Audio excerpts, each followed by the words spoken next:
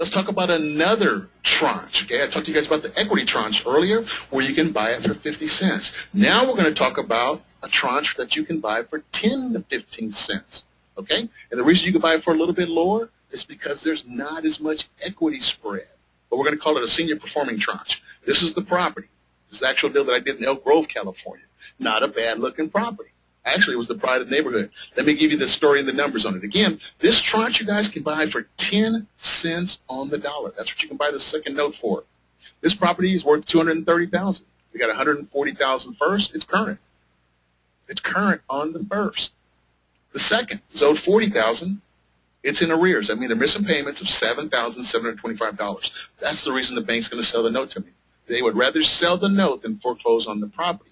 I'm interested in buying because I'm a defaulted note buyer.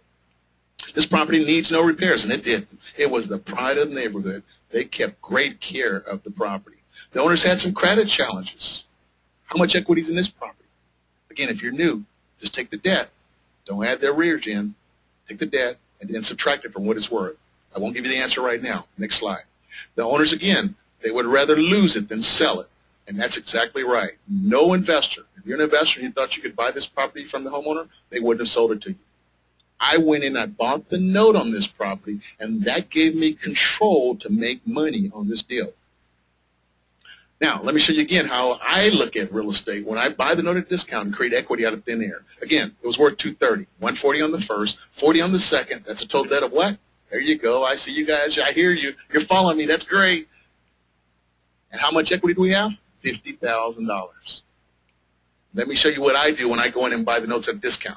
Again, first is $140. How much could you buy that tranche for, you guys? What was the number? That's right, 10 cents on the dollar. So you would buy that second mortgage of $40,000 for 10 cents on the dollar. You would pay $4,000 to buy it. Let me show you what I paid for it. I paid 10 grand. Who gets a better deal, me or you? That's right, you get a better deal. I'm into this property for $150,000, but look how much equity I created out of thin air.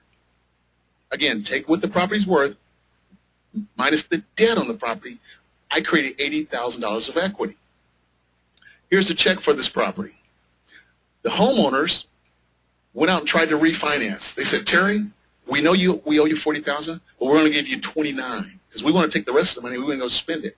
I go, great, no problem.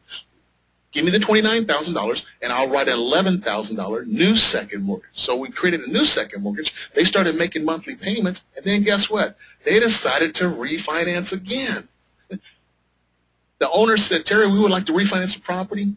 And I said, well, before you do that, you got to give me $4,000 because I'm not going to subordinate my loan unless you pay me off. That might have been foreign language to some of you. Some of you might have got it. But they could not refinance again unless they paid me $4,000. I'm going, wow, look at the power of notes. Look at the power of me becoming the bank, dictating how these homeowners are able to finance their property.